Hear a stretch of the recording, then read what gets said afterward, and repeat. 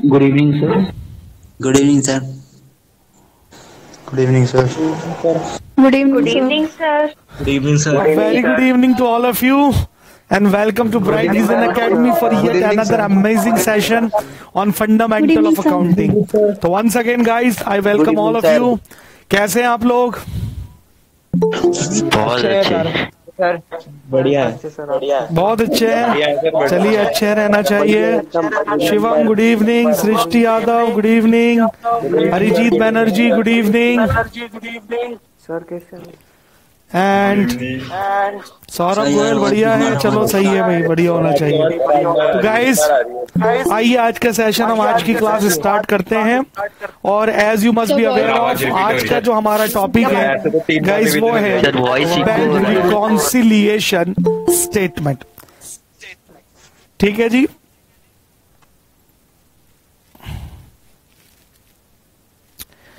आइए स्टार्ट करते हैं. तो let's start the today's topic. चलिए गाइस, प्रश्न उठता है, sir what is BRS, bank reconciliation statement क्या होती है और हम ये क्यों बनाते हैं. ठीक है जी, आइए देखेंगे बहुत ध्यान से. टॉपिक का नाम है बैंक रिकॉन्सिलिएशन स्टेटमेंट. अब आप सब लोग जानते हैं बैंक क्या होता है भाई. फाइनेंशियल इंस्टीट्यूशन जिसका काम होता है लोन्स में डील करना. रिकॉन्सिलिएशन का मतलब होता है टैली करना, दो चीजों को मिलाना. That is called reconciliation. और स्टेटमेंट का मतलब क्या होता है, anything written on a piece of paper. आप कागज के टुकड़े पर अगर कुछ लिखते हैं पेपर पर, दैट इज कॉल्ड स्टेटमेंट. ठीक है, तो आपको पता ही होना चाहिए. शॉर्ट में हम इसको बोलते हैं बीआरएस. हाँ जी, क्या नाम है इसका शॉर्ट में? BRS, bank reconciliation statement.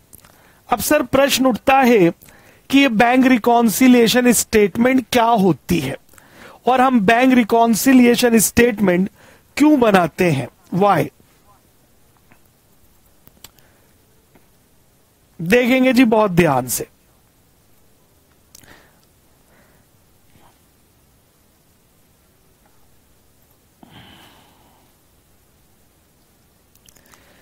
देखिए, आप लोग जानते हैं गाइस, जब हम बैंक में अकाउंट ओपन करते हैं तो बैंक हमें दो बुक्स प्रोवाइड करता है. ध्यान से सुनिएगा भाई. हमने बैंक में अकाउंट ओपन करा तो बैंक हमें दो बुक्स देगा, चाहे आप सेविंग अकाउंट ओपन करें या करंट. एक होती है passbook, come on, another is called cheque book. ठीक है, ये दो बुक्स है जो बैंक हमें देता है जब हम बैंक में अकाउंट ओपन करते हैं. One is passbook, another is cheque book. अब सर ये उठता है, व्हाट इज पासबुक. पासबुक है क्या? तो हम ये कह सकते हैं कि हमारा अकाउंट जो बैंक के पास है और जो उस अकाउंट में हमने डीलिंग की है उसकी सारी जानकारी जिस बुक में लिखी जाती है, हम उस बुक को बोलते हैं पासबुक. क्लियर है? तो हम ये कह सकते हैं passbook is basically what, a detail of the customer account with the bank.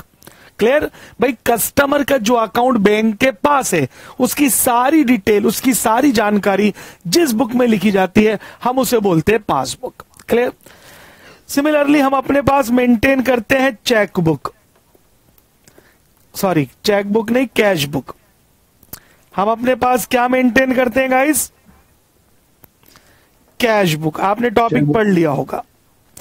और कैश बुक में भी हम उस बुक की बात करेंगे जिसमें बैंक कॉलम होता है, चाहे वो 2 कॉलम हो चाहे वो ट्रिपल कॉलम हो. ठीक है जी, तो हम बात अपने पास मेंटेन करते हैं क्या? Cash book. ठीक है, आप ये बताइए जो मैंने यहां लिखा है वो एकदम आपको क्लियरली विजिबल है?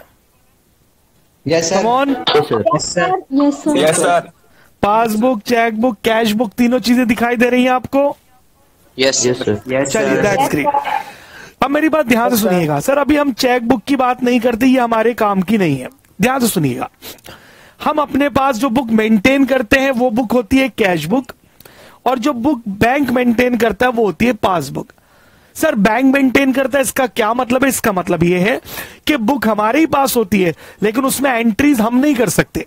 उसमें एंट्रीज करने का राइट बैंक के पास है. राइट?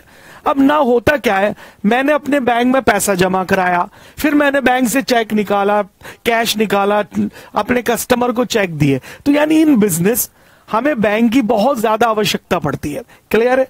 तो हम क्या करते हैं गाइस, एक रिकॉर्ड मेंटेन करते हैं। क्या रिकॉर्ड मेंटेन करते हैं कि भाई मान लो मैंने अपने बैंक में 2 लाख रुपए जमा कराए, तो बैंक को पैसा मिल गया, वो 2 लाख रुपए मेरी पासबुक में बढ़ा देगा, जिसको मैंने प्लस का साइन दिया, क्योंकि बैंक पासबुक मेंटेन कर रहा है। ध्यान से सुनिएगा।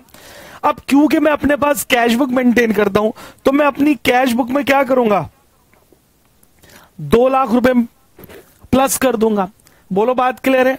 उसके बाद मुझे बिजनेस के लिए आवश्यकता पड़ी, मैंने क्या करा, 50,000 रुपए बैंक से निकाल लिए। तो व्हाट हैपन, बैंक हमारी पासबुक में से 50,000 माइनस कर देगा और हम अपनी कैश बुक में से ये 50,000 माइनस कर देंगे। बोलो पॉइंट क्लियर? अब अगर मंथ के एंड में मैं ये चेक करूं कि मेरा कितना बैलेंस है, तो पासबुक कितना बैलेंस शो कर रही है भाई, 1.5 लाख रुपए का। सिमिलरली जब मैंने अपनी कैश बुक चेक की तो उसने भी कितना बैलेंस शो करा, 1.5 लाख रुपए का। भाई यही तो होना भी यही चाहिए भाई। एक ट्रांजैक्शन जो मैं बैंक के साथ करता हूं उसकी कॉरेस्पॉन्डिंग एंट्री मैं अपनी कैश बुक में भी पास कर देता हूं। बोलो क्लियर है? और अंत में, मंथ के अंत में जब मैं दोनों बुक का बैलेंस टैली करूं तो यू टेल मी, दोनों बुक का बैलेंस इक्वल आना चाहिए। कम ऑन, यस और no? Yes sir. Answer is yes. But practically ऐसा नहीं होता, प्रैक्टिकली ऐसा नहीं होता। क्लियर है? कुछ ऐसे कारण हैं जो कैश बुक का बैलेंस को और पासबुक के बैलेंस को टैली होने नहीं देते। क्लियर है? सर वो कौन से कारण हैं? उन्हें ढूंढना और उन्हें ढूंढने के बाद उन्हें रिमूव कर देना, ताकि हमारी कैश बुक का बैलेंस हमारी पासबुक के बैलेंस से क्या हो जाए, मैच हो जाए। बोलो क्लियर है? तो उसके लिए जो हम एक स्टेटमेंट बनाते हैं ना, तो गाइस उसी को हम बोलते हैं बैंक रिकॉन्सिलिएशन स्टेटमेंट। हाँ जी बोलो, पॉइंट समझ में आ गया? क्लियर है? तो sir what is bank reconciliation statement? तो हम ये कहते हैं कि बैंक रिकॉन्सिलिएशन स्टेटमेंट वो स्टेटमेंट है जिसका उद्देश्य कैश बुक के बैलेंस को पासबुक के बैलेंस से टैली कराना है। बोलो जी बात क्लियर है? बस उसको हम बोलते हैं bank reconciliation statement. Come on everybody, जल्दी बोलिए, समझ में आ गया? कम on. Yes sir. Yes sir. चलिए, तो अगर आप मेरे साथ साथ देखें सर। हाँ जी,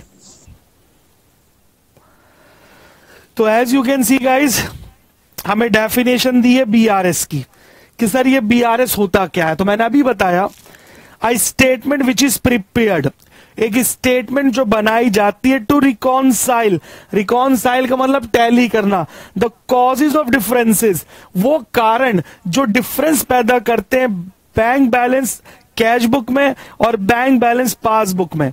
क्लियर है? उन डिफरेंसेस को ढूंढना और उसको दूर करके कैश बुक के बैलेंस को पासबुक के बैलेंस से रिकॉन्साइल करना, मिलाना, मैच कराना। क्लियर है? और उस स्टेटमेंट को हम क्या बोलते हैं, बैंक रिकॉन्सिलिएशन स्टेटमेंट।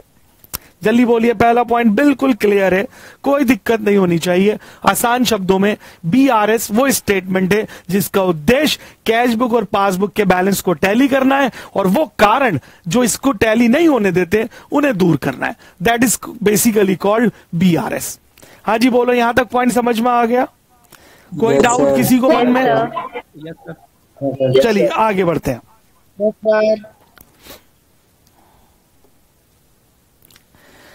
अब अगला पॉइंट आता है sir, what are the features of BRS, यानी बैंक रिकॉन्सिलिएशन स्टेटमेंट की क्या क्या कैरेक्टरिस्टिक्स होती हैं, क्या क्या उसके फीचर्स होते हैं। पहला होता है sir, it is a statement. इसी में याद रखना, नॉट एन अकाउंट। याद रहेगी बात? तो सर बीआरएस एक स्टेटमेंट है या अकाउंट नहीं होता। एग्जाम में क्वेश्चन पूछा जाता है कि बताइए बीआरएस अकाउंट है कि स्टेटमेंट है, तो what is this? Sir it is an statement, क्योंकि बीआरएस एक पीस ऑफ पेपर पे बनाई जाती है, इसलिए ये स्टेटमेंट है, ये अकाउंटिंग रूप में नहीं होती। Clear? Second, it is not part of process of account. ध्यान से सुनिएगा भाई, very important. Sir bank reconciliation statement हमारे डबल एंट्री बुक का पार्ट नहीं होता। Bank reconciliation statement process of account का पार्ट नहीं होता। बोलो जी बात क्लियर है? Therefore it is called basically what? Statement. ठीक है। तीसरा, it is prepared to reconcile the causes of differences between cash book and the passbook।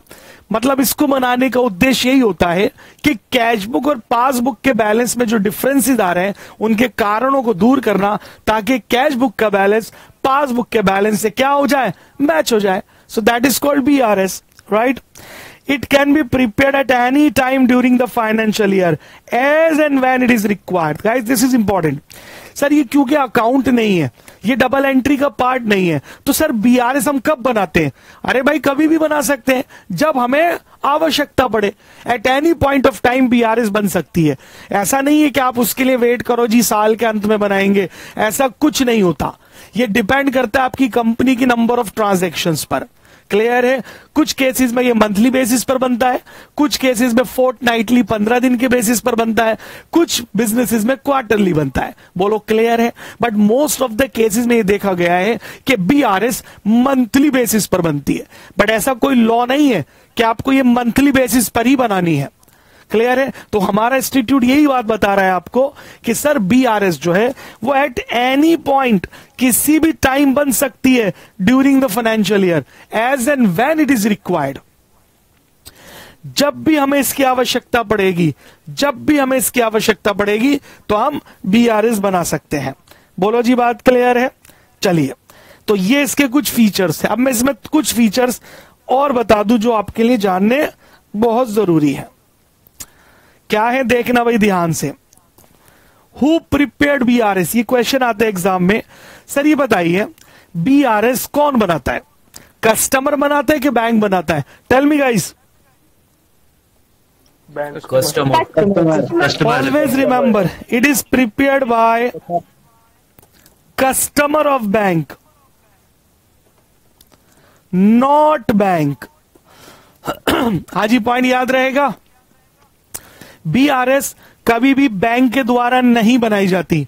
BRS हमेशा कौन बनाता है? बैंक के कस्टमर। अब वो कोई भी हो सकता है, एक कंपनी भी हो सकती है, एक फर्म भी हो सकती है, एनीथिंग, एनीबडी। तो BRS is not prepared by the bank, BRS is always prepared by the customer of the bank. ठीक है जी। चलिए अगला क्वेश्चन आता है, सर क्या BRS का बनाना कंपलसरी है किसी भी लॉ में? तो आंसर इज नो। ऐसा गाइस कोई लॉ नहीं है, कोई एक्ट नहीं है जो कहे नहीं भाई आपको BRS बनानी है। तो फिर प्रश्न उठता है, जब कोई एक्ट नहीं है, अकाउंटिंग रिक्वायरमेंट भी नहीं है, तो हम BRS बनाते क्यों हैं? तो answer is very simple. BRS बनाने का मतलब होता है कंट्रोल करना। किसको कंट्रोल करना? कैश और बैंक ट्रांजैक्शंस को। ठीक है जी। और मिनिमाइज करना। सर किसे मिनिमाइज करना? Mistakes and frauds. बोलो जी बात क्लियर है? तो मैंने अगला पॉइंट क्या बताया कि सर BRS बनाने का मेन उद्देश्य कैश और बैंक ट्रांजैक्शन को कंट्रोल करना है। आप जानते हैं हर जगह बेईमानी तभी होती है जब जहां कैश इन्वॉल्व होता है। बोलो जी बात क्लियर है? तो जिस बंदे को जो बंदा लगातार कैश में डील कर रहा है, हो सकता है वो इसमें कोई फ्रॉड या कोई मिस्टेक कर दे। क्लियर है? तो उन सबको कंट्रोल करने के लिए कंपनी BRS बनाती है, ताकि वो कैश और बैंक ट्रांजैक्शन पे पूरा नियंत्रण रख सके और मिस्टेक्स और फ्रॉड्स को मिनिमाइज कर सके। बोलो जी बात क्लियर है? So this is the purpose of preparing BRS, right? आइए अब BRS बनाने के लिए हमें क्या क्या चीजें चाहिए, ध्यान से सुनिएगा। तो BRS बनाने के लिए एक तो हमें चाहिए कैश बुक, एक हमें चाहिए गाइस पासबुक, और एक चीज हमें चाहिए होती है जिसको हम बोलते हैं बैंक स्टेटमेंट। ठीक है? चलिए भाई, तो गाइस जब भी हम BRS बनाएंगे तो we require this cash book, passbook and bank statement. कोई दिक्कत यहां तक? Okay next. ये क्वेश्चन कई बार पेपर में आया है कि भाई हमने सीखा भी है कैश बुक के अंदर दो कॉलम होते हैं, cash column, bank column. Clear? Double column cash book आपने सीखी होगी। तो सर प्रश्न ये पूछा है उसने कि बताइए बीआरएस बनाने के लिए हम कैश बुक के कौन से कॉलम को यूज करते हैं? क्या हम कैश कॉलम को यूज करते हैं या फिर हम बैंक कॉलम को यूज करते हैं? Clear? So the answer is very much simple. Bank column. It is bank column of cash book. Cash book. हमेशा याद रखिएगा. तो जब भी हम बीआरएस बनाते हैं तो बीआरएस बनाने के लिए हम कैश बुक के बैंक कॉलम को ही यूज करते हैं. बोलो जी, बात क्लियर है? क्योंकि कैश बुक का बैंक कॉलम उन ट्रांजैक्शंस को बताता है जो हमने बैंक के साथ की है. आई होप यहां तक कि ये फीचर समझ में आ गए guys. So this is all about BRS. बोलो कोई दिक्कत है तो? ठीक है. तो सर बीआरएस क्या होती है, बीआरएस क्यों बनाते हैं, ये सब मैंने आपके साथ डिस्कस कर लिया. आई होप यहां तक पॉइंट क्लियर हो गया होगा. कहीं कोई डाउट है तो आप पूछ सकते हैं. चलिए आगे बढ़ते हैं सर. अब सर हम वो जानेंगे कि वो कौन से रीजंस हैं, वो कौन से कारण हैं, क्लियर है, जिनकी वजह से हमारी कैश बुक का बैलेंस हमारी पासबुक के बैलेंस से मैच नहीं होता. तो हम कहते हैं सर दो मुख्य कारण होते हैं. एक होता है टाइम और एक होता है एरर्स, जिसको हम बोलते हैं टाइम डिफरेंस और एरर्स. यही दो मेन कारण है जिसकी वजह से हमारी कैश बुक का बैलेंस पासबुक के बैलेंस से मैच नहीं करता. बोलो जी, पॉइंट क्लियर है यहां तक? चलिए तो अब देखते हैं गाइस रीजंस. ठीक है, तो reason for difference between cash book and passbook. अब सर वो रीजन कौन कौन से हो सकते हैं यहां देखेंगे बहुत ध्यान से. पहला reason, cheque issued by the business but not debited by the bank. ठीक है जी, यानी हमने चेक इशू करा लेकिन वो अभी तक डेबिट नहीं करा बैंक ने. इसका क्या मतलब है गाइस? इसका मतलब होता है cheque issued but not presented for payments. हमने चेक इशू करा लेकिन वो पेमेंट के लिए प्रेजेंट नहीं हुआ. इसकी वजह से कैश बुक और पासबुक का बैलेंस मैच नहीं होता. सर आप क्या कहना चाहते हैं, सुनिए, बहुत ध्यान से समझेंगे. मान लीजिए हम बीआरएस बना रहे हैं 31 जनवरी को. बहुत ध्यान से सुनिएगा भाई. हम बीआरएस कब बना रहे हैं? 31 जैन. हमने देखा तो हमारी ये पासबुक है, ये कैश बुक है, दोनों में 1 लाख रुपए का बैलेंस चला आ रहा है. ध्यान से सुनने का. नाउ व्हाट हैपन, हमने क्या करा, हमने 28 जनवरी को एक चेक इशू करा. क्या करा सर? चेक इशू करा. लेट्स सी 20,000 रुपए का मिस्टर एक्स को. ठीक है, हमने 20 जनवरी को 20,000 रुपए का चेक मिस्टर एक्स को इशू करा. भाई हमें कोई पेमेंट करनी होगी तो हमने 20,000 का चेक मिस्टर एक्स को इशू कर दिया. अब आप इतना ज्ञान रखते नहीं रखते तो जान लीजिए, चेक इशू करने से लेकर 3 महीने का टाइम होता है कि आप उस 3 महीने में उस चेक को बैंक में जाकर कैश करा सकते हैं. पहले ये 6 महीने हुआ करता था जिसको अब घटाकर 3 मंथ कर दिया गया. यानी अगर मैंने चेक इशू करा है 28 जनवरी को, तो वहां से लेकर आने वाले 3 महीने तक 28 फरवरी, 28 मार्च, 28 अप्रैल तक मिस्टर एक्स इस चेक को कभी भी बैंक में जाकर क्या करा सकते हैं? कैश करा सकते हैं. क्या मेरी बात समझ में आ गई यहां तक? कम ऑन एवरीबॉडी. तो ध्यान सुनिएगा. मैंने 28 तारीख को चेक दिया, तो यार जिस समय चेक दिया मैं तो ये अज्यूम करूंगा ना कि मैंने पेमेंट कर दी. और क्योंकि मैंने पेमेंट कर दी तो उसी समय मैंने अपनी कैश बुक में से 20,000 रुपए माइनस कर दिए. क्लियर है? 20,000 रुपए माइनस कर दिए. अब जो चेक मैंने दिया था ना मिस्टर एक्स को, क्लियर, वो पेमेंट लेने अभी तक बैंक में गए ही नहीं. बोलो जी, बात क्लियर है? अब आ गई 31 जनवरी. जब 31 जनवरी आ गई तो मैंने दोनों बुक का बैलेंस चेक करा तो पता चला मेरी पासबुक कितना बैलेंस शो कर रही है भाई? 1 लाख रुपए का. और कैश बुक कितना बैलेंस शो कर रही है? 80,000 रुपए का. तो सर ऐसा कैसे हो गया? ऐसा इसलिए हुआ क्योंकि जो चेक हमने इश्यू करा था मिस्टर एक्स को, 28 तारीख को, वो 31 जनवरी तक बैंक में नहीं लेकर गए, और उन्होंने जब वो चेक लेकर ही नहीं गए तो बैंक ने उन्हें पेमेंट भी नहीं करी। अरे भैया, मैं चेक इश्यू कर रहा हूं तो बैंक को कोई सपने थोड़ी आएंगे कि मैंने चेक इश्यू करा और वो एंड टू एंड मेरे अकाउंट में से उसे माइनस कर देगा। सर, वो चेक जब बैंक के पास आएगा तभी तो वो मेरी पासबुक में से उसे माइनस करेगा। लेकिन मिस्टर एक्स 31 जनवरी तक पेमेंट लेने नहीं गए, तो यार जब बैंक के पास चेक आया ही नहीं तो बैंक ने पेमेंट ही नहीं की। तो 31 तारीख को सिनेरियो क्या है कि मेरी कैश बुक तो बैलेंस शो कर रही है 80,000 का और पासबुक शो कर रही है पूरे 1 लाख रुपए का। बोलो क्लियर है? So this is all about what? Time difference. Clear है? तो इसी को हम बोलते हैं cheque issued but not presented for payment या not debited by the bank.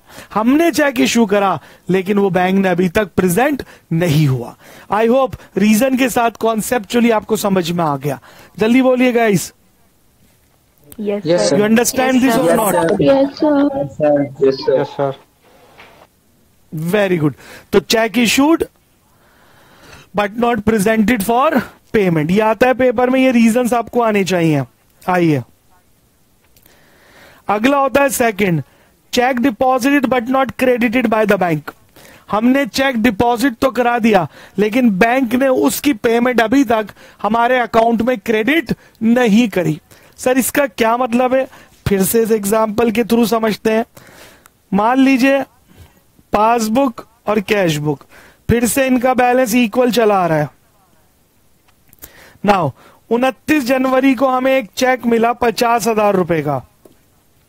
भाई, एक पार्टी ने हमें 50,000 का चेक दिया 29 जनवरी को, तो मेरे पास चेक आया तो मैं मान लूंगा मेरी पेमेंट मिल गई, तो मैंने फौरन वो चेक अपनी कैश बुक में प्लस कर दिया और वो चेक उसी दिन बैंक में जमा करा दिया। अब आपको पता होना चाहिए सर, चेक को क्लियर होने में कम से कम 3 दिन का समय लगता है।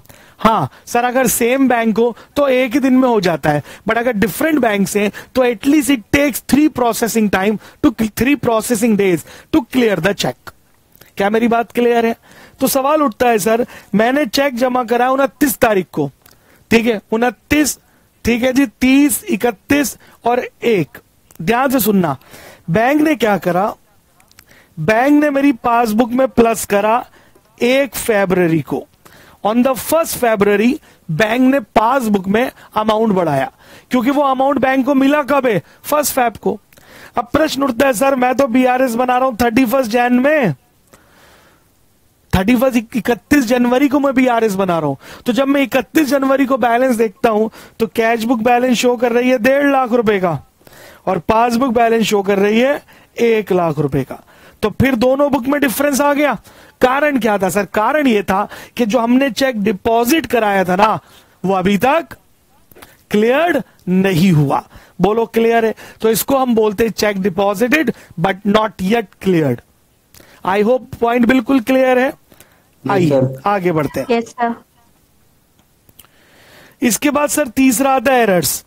एरर्स का मतलब होता है गलतियां हो गई बैंक से, क्लियर, या गलती हो गई हमसे, दोनों में से कुछ भी हो सकता है। तो सर क्या बैंक भी गलती करता है? Why not? भाई, बैंक ने गलती से किसी और के अकाउंट को क्रेडिट कर दिया हमारे बजाय, या किसी और के अकाउंट को डेबिट कर दिया हमारे बजाय। बोलो जी, बात क्लियर है? तो अगर बैंक एरर करता है तो भी कैश बुक और पासबुक का बैलेंस आपस में टैली नहीं होता। ठीक है जी।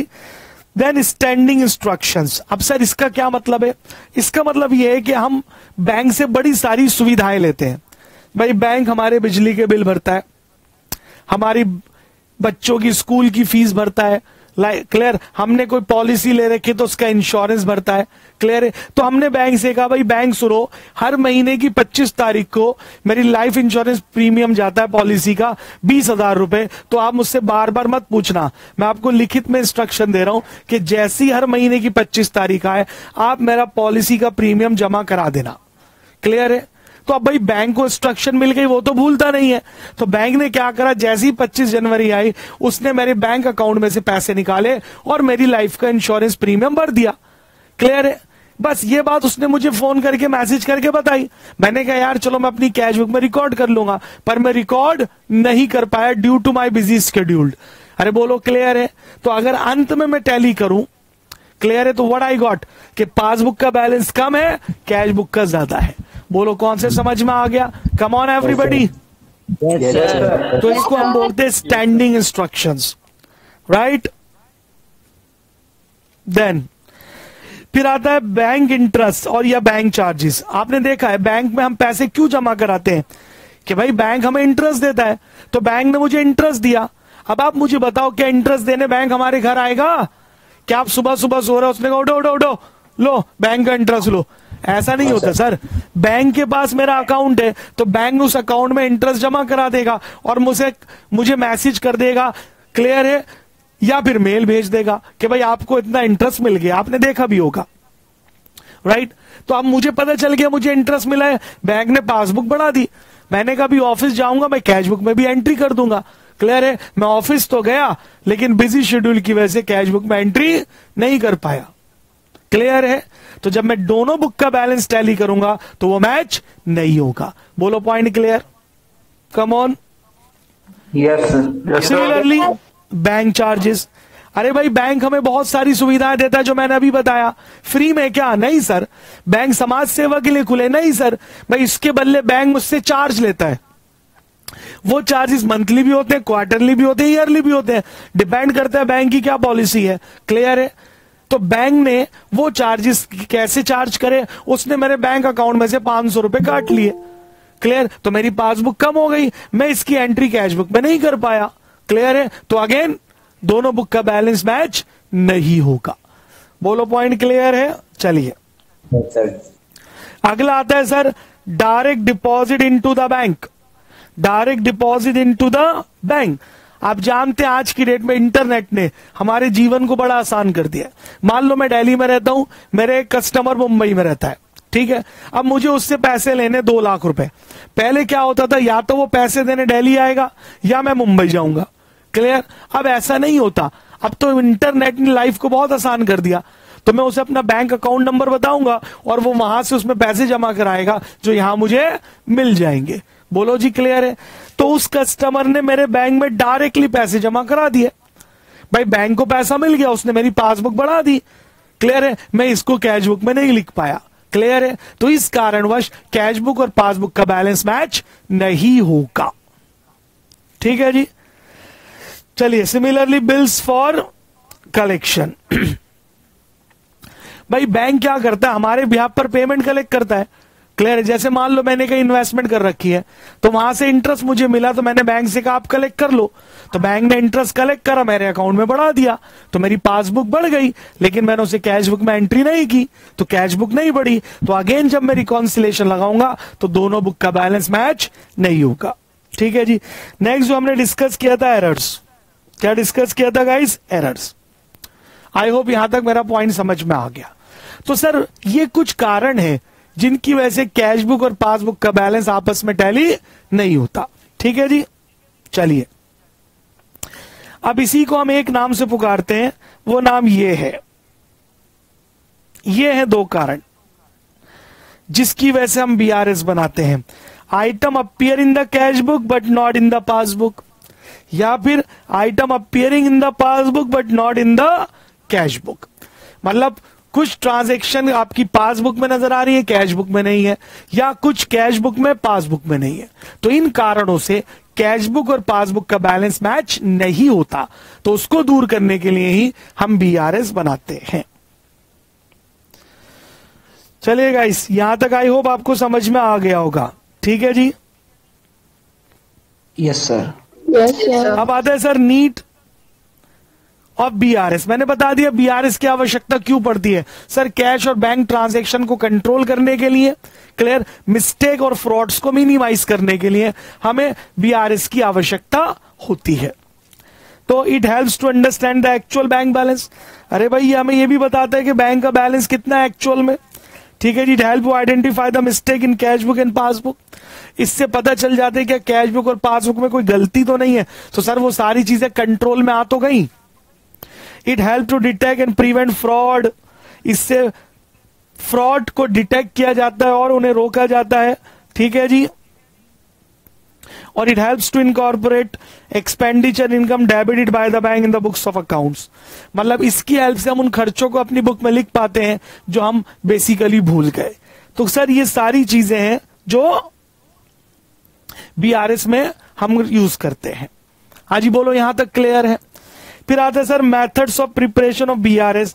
तो पहला मेथड है एडिशन एंड सब्सट्रैक्शन, दूसरा है डेबिट एंड क्रेडिट मेथड। ये तो हम प्रैक्टिकली डिस्कस करेंगे। चलिए,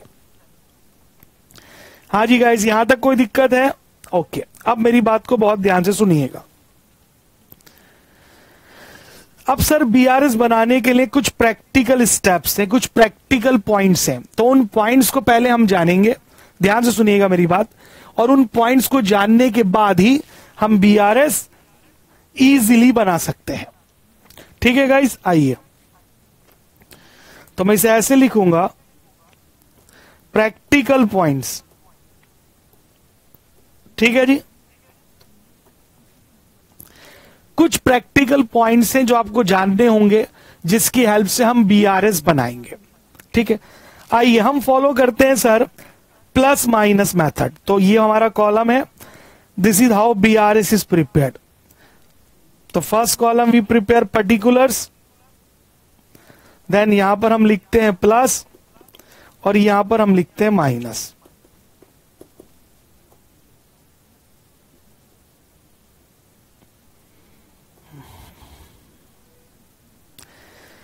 हाँ जी, क्लियर है? अब सुनिए गाइस, कुछ इंपॉर्टेंट पॉइंट है जो मैं पहले कैश बुक के बारे में डिस्कस करूंगा, फिर पासबुक के बारे में।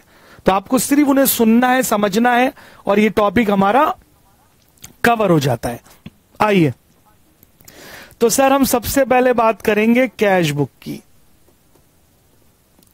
किसकी बात करेंगे जी? कैश बुक की। जब हम बीआरएस बनाएंगे प्रैक्टिकली, तो हमें किसी एक बुक का बैलेंस या ओवरड्राफ्ट गिवन होगा और वो कहेगा जी दूसरे का निकाल कर दिखाओ। जैसे मान लो हमें गिवन है debit balance as per cash book. हाँ जी, हमें क्या गिवन है guys? Debit balance as per cash book. तो हमें कैश बुक का डेबिट बैलेंस गिवन है। तो ध्यान से सुनिएगा, अगर आप प्लस माइनस मेथड फॉलो कर रहे हैं तो डेबिट बैलेंस कैश बुक का क्या मतलब है? वो ये बताता है कि सर बैंक बैलेंस में हमारा पैसा है और जो हमारा अपना है। तो अगर हमारा खुद का पैसा बैंक में जमा है तो गाइस हम प्लस में चल रहे हैं, तो आप उसे कहां लिखेंगे? प्लस में। बोलो, क्लियर है? तो आसान शब्दों में, अगर आपको कैश बुक का बैलेंस दे रखा है, so that will always be recorded in the plus column. बोलो, कोई दिक्कत है यहां तक? चलिए, तो अगर कैश बुक का डेबिट बैलेंस दे रखा है या सिर्फ इतना लिखा balance as per cash book, तो आप उसे कहां रिकॉर्ड करेंगे? प्लस में। तो यानी वो प्लस होता है।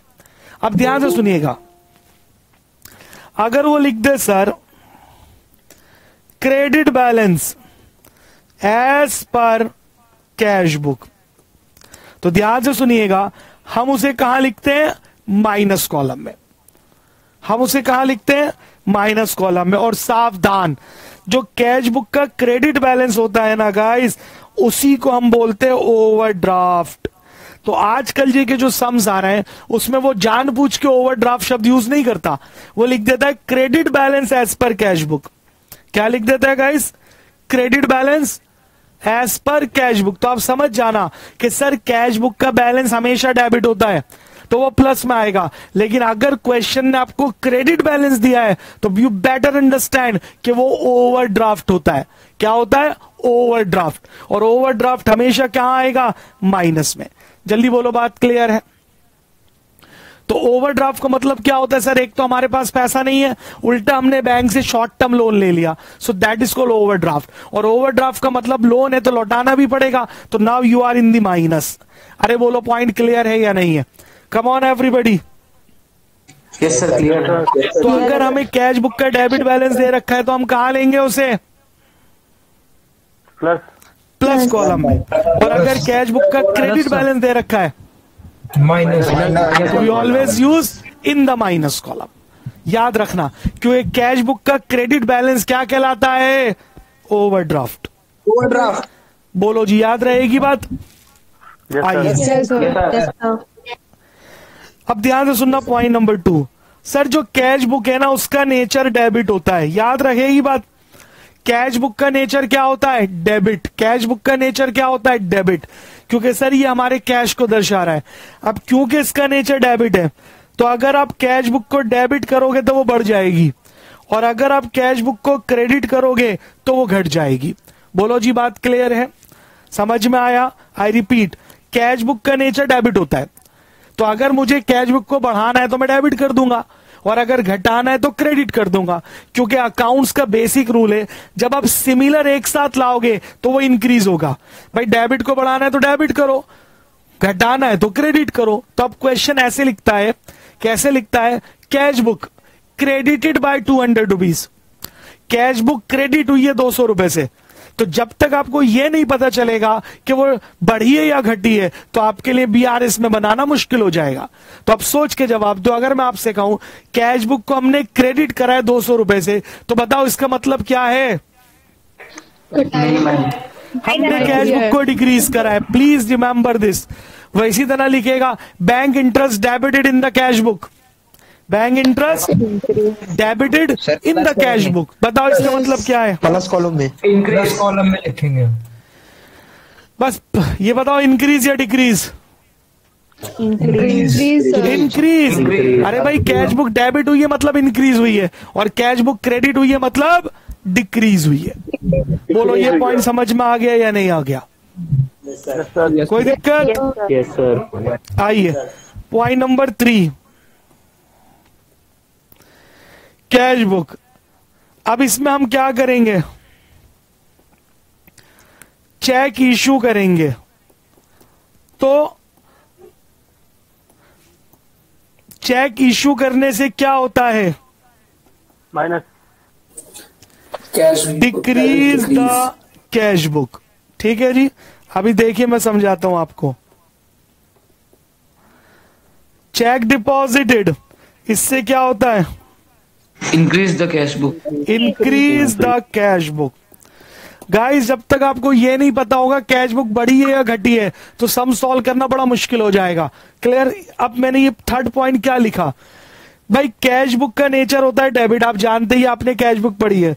हमने एक चेक इशू करा। चेक इशू का मतलब हमने चेक से किसी को पेमेंट की है तो हमारे पास से तो पैसा जाएगा। तो इसीलिए जब भी हम चेक इशू करते हैं ना तो हमारी कैश बुक डिक्रीज होती है। ये रूल याद रखिएगा। चेक इशू करेंगे तो कैश बुक क्या होगी? डिक्रीज हो जाएगी। और हमें किसी ने चेक दिया और हमने उसे अपने अकाउंट में डिपॉजिट करा दिया। हमें किसी ने चेक दिया, हमने उसे अपने बैंक अकाउंट में डिपॉजिट करा दिया। तो चेक डिपॉजिट होने से हमारी कैश बुक क्या होती है? इंक्रीज हो जाती है। आई होप मेरा पॉइंट याद रहेगा। कम ऑन एवरीबॉडी। तो वो बोलेगा चेक इशूड तो इसका मतलब कैश बुक कम हो गई। वो बोलेगा check deposited into the bank तो इसका मतलब कैश बुक इंक्रीज हो गई। Come on guys. तो ये बातें हैं, 3 पॉइंट है जो कैश बुक के बारे में आपको याद रखने हैं।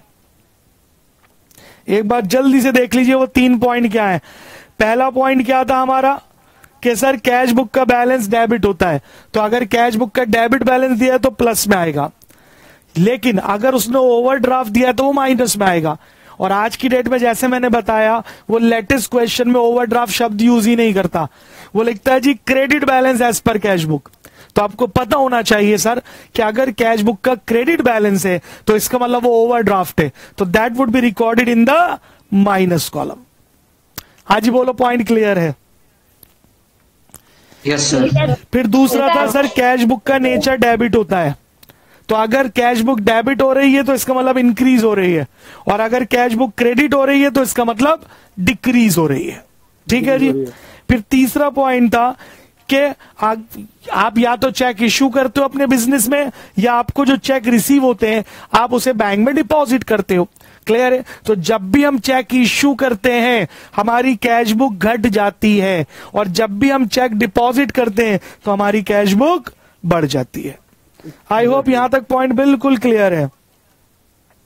आइए, कोई टेंशन है तो आप पूछ सकते हैं। गाइस अब हम बात करेंगे पासबुक की। कुछ पॉइंट पासबुक के बारे में भी जान लें, फिर बीआरएस बनाना हमारे लिए आसान हो जाएगा। चलिए, सेम प्लस और माइनस। तो जैसे मैंने बोला, या तो आपको कैश बुक गिवन होगा तो आपको पासबुक का बैलेंस निकालना है, या पासबुक का बैलेंस गिवन होंगे कैश बुक के। तो अब पासबुक में वो आपसे क्या लिखेगा, credit balance as per passbook. तो याद रखिएगा, या तो क्वेश्चन सिंपल लिखे बैलेंस एज पर पासबुक, या फिर वो लिखे credit balance as per passbook. तो ये हमेशा प्लस में आएगा, ये हमेशा कहां आएगा, प्लस में। बोलो जी, बात क्लियर है। तो अगर पासबुक का क्रेडिट बैलेंस है तो इसका मतलब वो बैलेंस है, तो वो प्लस में आएगा। लेकिन अगर वो लिख दे debit balance as per passbook, तो सर वो माइनस में आएगा। क्यों? क्योंकि अगर पासबुक का डेबिट बैलेंस है गाइस, तो समझ जाइएगा कि वो क्या है, ओवरड्राफ्ट। तो पासबुक का डेबिट बैलेंस ओवरड्राफ्ट हो जाता है। बोलो जी, बात याद रहेगी। सर ऐसा क्यों हो रहा है? ऐसा इसलिए हो रहा है क्योंकि पासबुक कौन बनाता है, बैंक। और बैंक के पास जो पैसा है वो किसका है, पब्लिक का है। तो बैंक को अपन कहता है जी मेरे ऊपर तो ये लायबिलिटी है, जब भी ये लोग मुझसे पैसा मांगने आएंगे मुझे इन्हें देना पड़ेगा। अरे बोलो, बात क्लियर है। आप बैंक में जाते हो, चेक देते हो, तो बैंक आपको पैसे दे देता है ना, या ये बोलता भाई जाओ पैसे नहीं है मेरे पास, जब आएंगे तो दे दूंगा? नहीं, बैंक के पास आप जब भी पैसे मांगने जाओगे तो बैंक को आपको पैसे देने पड़ेंगे। बोलो जी, बात क्लियर है। क्योंकि जो बैंक में पैसा है वो आपका है, बैंक का नहीं है। तो बैंक इसको अपने ऊपर लायबिलिटी मानता है। इसीलिए पासबुक को वो नेचर क्या होता है, क्रेडिट नेचर होता है। याद रहेगी बात। तो अगर पासबुक का क्रेडिट बैलेंस है तो प्लस में, ठीक है जी, या सिर्फ बैलेंस है तो भी प्लस में। लेकिन अगर वो लिख दे debit balance of the passbook, या फिर लिख दे ओवरड्राफ्ट, तो वो पासबुक का माइनस में आएगा। और आपको ध्यान रखना पड़ेगा कि पासबुक का डेबिट बैलेंस ही ओवरड्राफ्ट होता है। बोलो, पॉइंट क्लियर? आइए, पॉइंट नंबर 2, पासबुक। सर इसका नेचर क्रेडिट होता है। मैंने अभी अभी बताया क्यों, क्योंकि पासबुक बैंक मेंटेन करता है और बैंक के पास जो पैसा है वो पब्लिक का है, बैंक का नहीं है। तो वो पैसा बैंक के ऊपर लायबिलिटी है, तो लायबिलिटी का नेचर क्रेडिट होता है। तो अगर कभी भी पासबुक क्रेडिट हुई है इसका मतलब वो बढ़ गई है, और अगर पासबुक डेबिट हुई है तो इसका मतलब वो घट गई है, डिक्रीज हो गई है। बैंक ऐसे लिखेगा, bank charges debited in the passbook 500 रुपए, bank charges debited in the passbook. तो बताओ इसका मतलब क्या है, decrease in the passbook. Minus. हाँ, कि जो बैंक चार्जेस थे ना वो पासबुक में से काट लिए गए हैं, तो पासबुक क्या हो गई, डिक्रीज हो गई। तो गाइस ये भूलना नहीं, जब भी पासबुक क्रेडिट होगी इसका मतलब वो इंक्रीज हो रही है, और जब भी पासबुक डेबिट होगी इसका मतलब वो डिक्रीज हो रही है। हाँ जी बोलो, याद रहेगी बात? Yes sir. Yes sir. तीसरा पॉइंट, कैश बुक और पासबुक। सर इन दोनों में उल्टा रिलेशन होता है। अगर कैश बुक का कोई डेबिट बैलेंस है तो वो पासबुक में क्रेडिट बैलेंस होगा। ये क्वेश्चन कई बार आया पेपर में भाई, क्योंकि डेबिट बैलेंस का मतलब मेरे बैंक में पैसा है और पासबुक के क्रेडिट बैलेंस का मतलब मेरे बैंक में पैसा है। तो अगर कैश बुक डेबिट बैलेंस दिखा रही है तो उसी को पासबुक क्रेडिट बैलेंस बोलेगी। सिमिलरली अगर कैश बुक उसे क्रेडिट बैलेंस बोल रही है तो पासबुक उसे डेबिट बैलेंस बोलेगी। गाइस जल्दी बोलो, पॉइंट क्लियर है बिल्कुल? Yes sir. Come on everybody, कोई डाउट? Yes sir. चलिए अब एक लास्ट पॉइंट और उसके बाद मेरे अकॉर्डिंग ये चैप्टर हमारा खत्म हो गया। अब गाइस जब आप प्रैक्टिकली बीआरएस बनाएंगे तो होगा क्या, मेरी बात ध्यान से सुनो, ये पॉइंट सिर्फ सुनने का है। तो गाइस या तो मुझे कैश बुक का बैलेंस गिवन होगा या ओवरड्राफ्ट। मुझसे कहेगा पासबुक का बैलेंस या ओवरड्राफ्ट निकाल दो, पॉसिबिलिटी 1। पॉसिबिलिटी नंबर 2, मुझे क्या गिवन होगा, पासबुक का बैलेंस या पासबुक का ओवरड्राफ्ट, और वो मुझसे क्या बोलेगा कि आप कैश बुक का बैलेंस से ओवरड्राफ्ट निकाल दो। तो अब एक रूल जीवन भर याद रखना कि जिस बुक का बैलेंस गिवन होता है या जिस बुक का ओवरड्राफ्ट गिवन होता है, तो गाइस बीआरएस बनाने में हम अज्यूम करते हैं कि वो बुक गलत है। फिर से सर, एक्चुअल में कोई बुक गलत नहीं है, ना कैश बुक गलत है ना पासबुक गलत है। ये बीआरएस बनाने की एक ट्रिक है। क्या है सर वो ट्रिक? कि मान लो उसने कहा जी कैश बुक का बैलेंस गिवन है, तो मैं अब क्या अज्यूम करूंगा कि कैश बुक इज रॉन्ग। अरे बोलो क्लियर? या मान लो मुझे पासबुक का बैलेंस गिवन है और वो मुझसे कह रहा बीआरएस बनाइए, तो मैं क्या अज्यूम करूंगा? गलत है पासबुक, कि पासबुक गलत है। लेट मी रिपीट, एक्चुअल में ना कैश बुक गलत है ना पासबुक गलत है। ये तो हम बीआरएस बनाने के लिए कुछ अजम्पशंस ले रहे हैं। जल्दी बोलो, पॉइंट क्लियर है? अब फिर से इस पॉइंट पे वापस आते हैं। तो मान लो कैश बुक का बैलेंस गिवन है मुझे, तो कौन सी बुक गलत है? Cash book. Cash book. तो सही किसे करेंगे? पासबुक सर जो गलत है उसी को तो सही करेंगे। सर कैश बुक का ही सही करेंगे ना। अरे भाई, अगर आपको कैश बुक का बैलेंस गिवन है तो आप अज्यूम करोगे कैश बुक क्या है? रॉन्ग है। तो आप सही भी किसे करोगे? कैश बुक को। पासबुक को थोड़ी करेंगे यार, जो चीज गलत होती है उसी को तो सही करते हैं।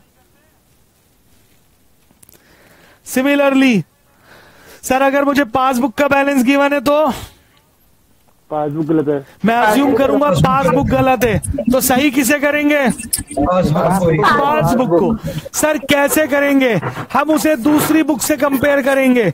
तो अगर जैसे मान लो मुझे पासबुक का बैलेंस गिवन है, तो मैं अज्यूम करूंगा पासबुक गलत है, तो मैं सही भी किसे करूंगा? पासबुक को। कैसे? मैं उसे कंपेयर करूंगा कैश बुक से। अगर कैश बुक बढ़ी तो मैं पासबुक को बढ़ा दूंगा, और अगर कैश बुक कम हुई तो मैं पासबुक को कम कर दूंगा। अरे बोलो क्लियर है?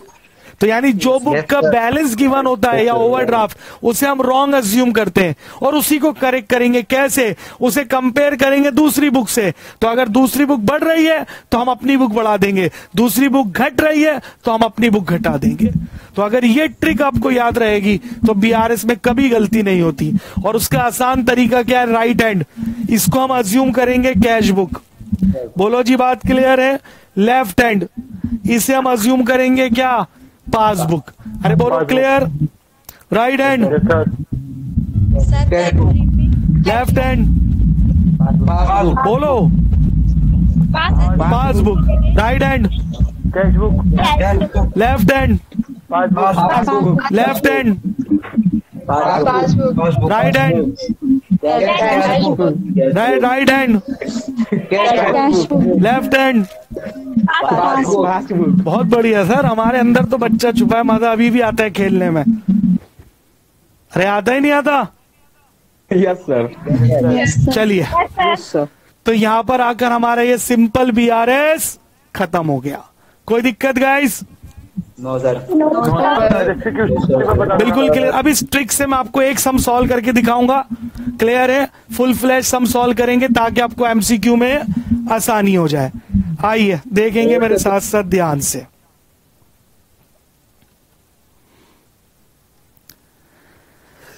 चलिए गाइस, इसी इलस्ट्रेशन को ही देख लेते। इलस्ट्रेशन 1 को, यही आ गई सामने। दिख रहा है सब लोगों को? Yes sir. Yes sir. कहता हूं 31/12/2014, सावधान, आप बीआरएस बना रहे हो 31 दिसंबर में। Royce P Royce bank balance shown by the cash book was 75,000। कि जो पी रॉय है, कैश बुक उसका बैंक बैलेंस कितना शो कर रही है? 75,000। On receipt of the bank statement it was found that.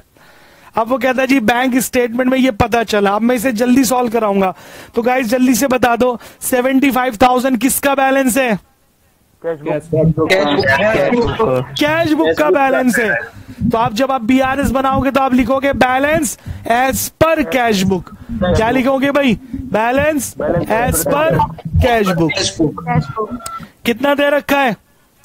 75,000। अब क्योंकि ये बैलेंस है, तो इसको आप या तो प्लस में लिख दो अगर आप प्लस माइनस से लेके चल रहे हो, या अगर आप डेबिट क्रेडिट लेके चल रहे हो तो उसको प्लस में लिख दो। कोई दिक्कत वाली बात? तो चलिए, तो यहां देख लीजिए balance as per cash book ये प्लस में आ गया 75,000। कोई दिक्कत? अच्छा जी सर, किसका बैलेंस गिवन है? Cash book. कैश बुक का। इसका मतलब हम अज्यूम करेंगे कि कैश बुक गलत है, तो सही किसे करेंगे? कैश बुक को। सर कैसे सही करेंगे? हम हर आइटम को पासबुक से कंपेयर करेंगे। अगर उन ट्रांजैक्शन ने पासबुक को बढ़ाया तो मैं कैश बुक इंक्रीज कर दूंगा, अगर उन्होंने पासबुक को घटाया तो मैं कैश बुक घटा दूंगा। अरे बोलो clear? Right hand? Yes sir. Cash book. Cash book. आइए ट्रांजैक्शन 1 देखते हैं। 3 चेक्स। कहता है जी 3 चेक थे, 3,000 का, 4,000 का, 1,500 का। तीनों का टोटल करो, 3 और 4 7 और 15 8,000 500। तीनों चेक का टोटल कर दिया। Drawn drawn drawn. सर इस ड्रॉन का मतलब होता है इशू। याद रखना जीवन भर, चेक ड्रॉ करना मतलब चेक इशू करना। तो हमने 3 चेक जिनका टोटल 8,500 था इशू करे इन फेवर ऑफ सप्लायर। ठीक है जी, 28, 29, 30 दिसंबर को।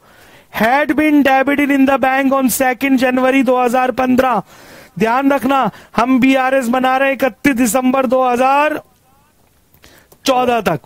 तो अब इसको अगर मैं आसान हिंदी में बोलूं तो हमने 3 चेक इशू करे। क्लियर है? टोटल मिलाकर 8,500 रुपए के। और जिस सप्लायर को चेक दिया था ना वो पेमेंट लेने बैंक में 2 जनवरी को गया है। इसका मतलब वो 31 दिसंबर तक नहीं गया। और मैं BRS कब बना रहा हूं? 31 दिसंबर। गाइस मैंने चेक इशू करे, right hand cash book, left hand passbook. दोनों को ऐसे सॉल्व करना है एग्जाम में, बिल्कुल ऐसे। कभी वो समझे कि ऊपर वाले से कुछ मांग रहा है तो आज ही मांग रहा है, उसी से तो मांगते हैं कि भैया पेपर अच्छा हो जाए। अरे बोलो क्लियर? तो जब आपने चेक इशू करे तो चेक इशू करने से कैश बुक पे क्या इफेक्ट होता है? कैश बुक कम हो जाती है। तो आपने 8,500 से कैश बुक कम कर दी। अरे दिख रहा है कम होता हुआ? Yes sir. अब जिन बंदों को चेक दिए थे वो पैसे लेने बैंक में गए ही नहीं। तो जब वो बैंक में गए नहीं तो बैंक ने पेमेंट नहीं करी, तो क्या उसने मेरी पासबुक को कम करा? नहीं करा सर, पासबुक वहीं की वहीं है। अब मेरा फिर से आपसे प्रश्न है, what is wrong? Cash book. तो इसे किसके इक्वल लाना है मुझे? पासबुक के। तो ऊपर लाओ, ऊपर ऊपर। तो याद रखना ऊपर लाना प्लस और नीचे जाना माइनस। बोलो जी बात याद रहेगी? तो 8,500 रुपए हम क्या कर देंगे? प्लस कर देंगे। आई होप मेरा पॉइंट क्लियर है। तो देख लो सर, ऐड कर दी हमने 8,500। कोई दिक्कत? लॉजिकली समझ आ गया? 75,000 माइनस में क्यों है सर? हाँ जी 75,000 माइनस में क्यों है? प्लस में होना चाहिए ना? 75,000 कहां से आ गया? सर ये बैलेंस है सर, कैश बुक है। अरे वो माइनस में नहीं लिखा यार, ये प्लस माइनस फॉलो नहीं कर रहा। इसने ऊपर भी अमाउंट लिखा है, नीचे भी अमाउंट। ये प्लस माइनस नहीं है, don't be confused. Okay sir. हाँ ये आप कंफ्यूज मत हो कि ये प्लस माइनस ऐसा कहीं कहाँ लिखा है उसने? ना प्लस लिखा है ना माइनस लिखा है, उसने तो बस एक अमाउंट फिट कर दिया। ठीक है,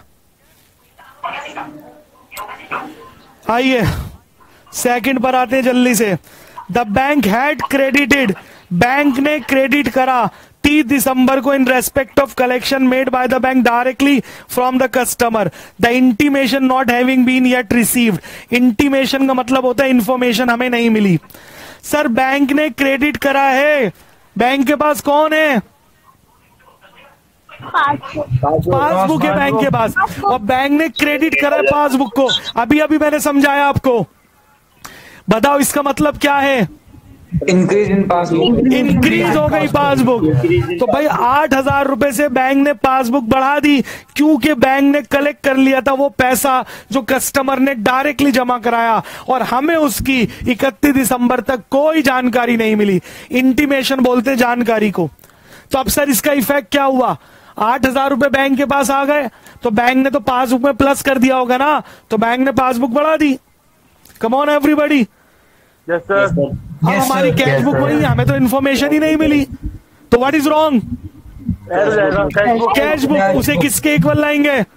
तो फिर से ऊपर ले आओ, फिर से ऊपर ले आओ, और ऊपर लाना क्या होता है?